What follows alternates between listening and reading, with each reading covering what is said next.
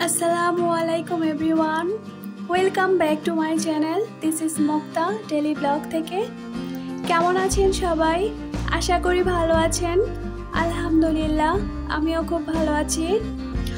অনেক দিন পর নতুন একটা রেসিপি নিয়ে আপনাদের মাঝে হাজির হলাম।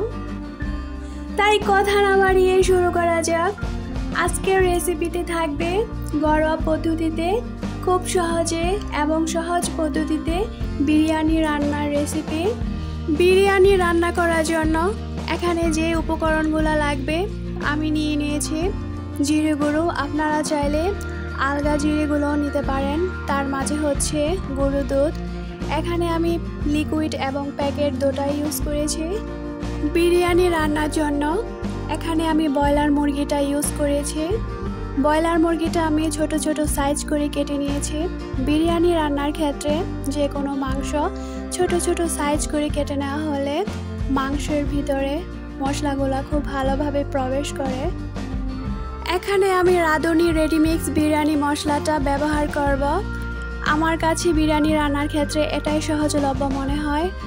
আর হচ্ছে পেঁয়াজ কুচি, তার সাথে আদা রসুন পেস্ট এবং কিছু গরম মশলা, তার সাথে এলাচ, দারচিনি, তেজপাতা। তার সাথে আমি এখানে নিয়েছি সুগন্ধিযুক্ত পোলাও পাতা। আমি প্যাকেটের চিনি গুঁড়া পোলার চাউল ব্যবহার করেছি। চাউলগুলোকে আমি খুব সুন্দরভাবে আগে থেকে ধুয়ে পানি ঝরিয়ে রেখেছিলাম। চলে আসলাম রান্নাতে। হাঁড়ির তেল গরম হওয়ার পর এখানে 3 থেকে 4 টেবিল চামচ পেঁয়াজ কুচি দিয়ে দিব। পেঁয়াজগুলোকে একটু সময় নিয়ে ভেজে নিতে হবে। হালকা ব্রাউন কালার করে পেঁয়াজগুলোকে ভেজে নেব। তার সাথে 3 থেকে 4টি তেজপাতা দিয়ে দিব।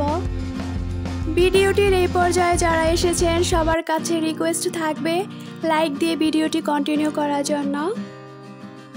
তারপর এখানে দিয়ে দিব এলাচ, দারচিনি, গোলমরিচ এবং বড় এলাচ।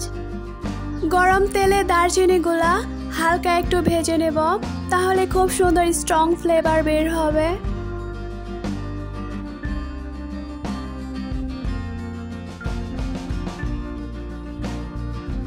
এখানে আমি ধাপে ধাপে সব উপকরণগুলো অ্যাড করে নেব। আদা রসুন পেস্ট এখানে 3 থেকে 4 টেবিল চামচ দিয়ে দিব। গরম তেলে আদা রসুন পেস্টগুলোকে একটু ভেজে নেব যাতে কাঁচা স্মেলটা না থাকে। স্বাদ মতন লবণ দিয়ে দিব।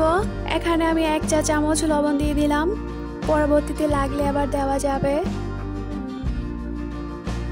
মশলাগুলো একটু ভেজে নেওয়ার পর এখানে রাঁধুনি রেডিমিক্স মশলা দিয়ে দিব। সামান্য পরিমাণ পানি দিয়ে মশলার সব উপকরণগুলো ভালোভাবে কষিয়ে নিতে হবে।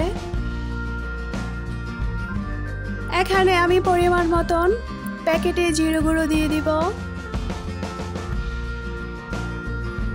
একটু সময় নিয়ে মশলাগুলো ভালোভাবে কষিয়ে নিতে হবে।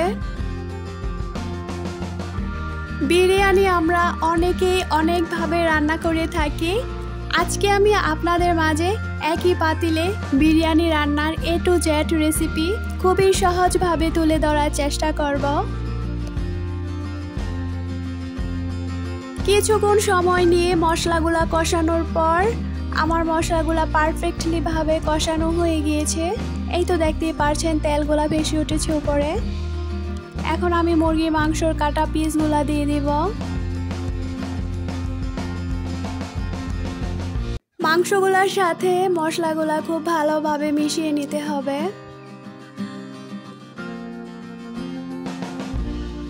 এখন একটু সময় নিয়ে মাংসগুলাকে খুব ভালোভাবে কষিয়ে নিতে হবে। যেহেতু ব্রয়লার মুরগি সিদ্ধ হতে তেমন সময় লাগবে না, খুবই অল্প সময়ের মাঝেই রান্নাটা হয়ে যাবে। মিডিয়াম লো আঁচে মাংসটা খুব সুন্দরভাবে কষিয়ে রান্না করে নিতে হবে। তারপর এই পর্যায়ে এসে একটু ঢেকে দিতে হবে মাংসটা সিদ্ধ হওয়ার জন্য। যেহেতু ব্রয়লার মুরগি মাংস থেকেই পানি উঠেছে, এই পানিতে আমি পুরো রান্নাটা করে নেব। এই পর্যায়ে এসে আগে থেকে ধুয়ে পানি ঝরিয়ে রাখা সুগন্ধিযুক্ত পোলাও চাউলগুলা দিয়ে দিব। চাউলগুলাকে খুব ভালোভাবে মিশিয়ে নিতে হবে চামচের সাহায্যে। পোলাও চাউলগুলা একটু ভেজে নেওয়ার পর এখানে পরিমাণ মতন পানি দিতে হবে। পরিমাণটা এখানে আমি যত কাপ চাউল নিয়েছি তার থেকে 1.5 কাপ অনুযায়ী পানি দেওয়া হয়েছে। তার সাথে লিকুইড দুধ এবং প্যাকেটের দুধ মিক্সড করে একসাথে বিরিয়ানিতে দিয়ে দিলাম। 6 থেকে 7টি কাঁচামরিচ দিয়ে দিব। তার সাথে সুগন্ধিযুক্ত পোলাও পাতা দিয়ে দিব। এইটা বিরিয়ানিতে দিলে খুব সুন্দর একটা ফ্লেভার আসে। এখন নাড়াচাড়া দিয়ে সব কিছু একসাথে মিশিয়ে নিতে হবে। এ পর্যায়ে চুলার আঁচটা মিডিয়াম হাই হিটে থাকবে। একটু ঢেকে রান্না করব যতক্ষণ পর্যন্ত না পানিটা শুকিয়ে আসে। এই তো ফিরে আসলাম 5 থেকে 6 মিনিট পর। মাশাআল্লাহ, বিরিয়ানিটা খুব সুন্দরভাবে হয়ে গিয়েছে। এই তো পারফেক্টলি ভাবে ঝরঝরে হয়েছে আমার বিরিয়ানির পোলাওগুলা। এখন আমি একটি প্লেটে পরিবেশন করে আপনাদের মাঝে শেয়ার করব। আমার বিরিয়ানি রান্নাটা মাশাআল্লাহ খুবই পারফেক্ট এবং ঝরঝরে হয়েছে এবং বিরিয়ানি খেতে বেশ মজার হয়েছিল। আমার আজকের বিরিয়ানি রান্নার রেসিপি আপনাদের কাছে কেমন লেগেছে অবশ্যই কমেন্ট করে জানাবেন এবং চ্যানেলটি সাবস্ক্রাইব করে পাশে থাকার অনুরোধ রইল সবাইকে। বিরিয়ানিটা দেখতেও ঝরঝরে হয়েছে এবং মাংসটা পারফেক্টলি ভাবে নরম জুসি হয়েছে। আজ এখানেই বিদায় নিচ্ছি। দেখা হবে নিত্য নতুন কোনো এক ভিডিওর সাথে রেসিপি নিয়ে। সেই পর্যন্ত সবাই ভালো থাকুন, সুস্থ থাকুন।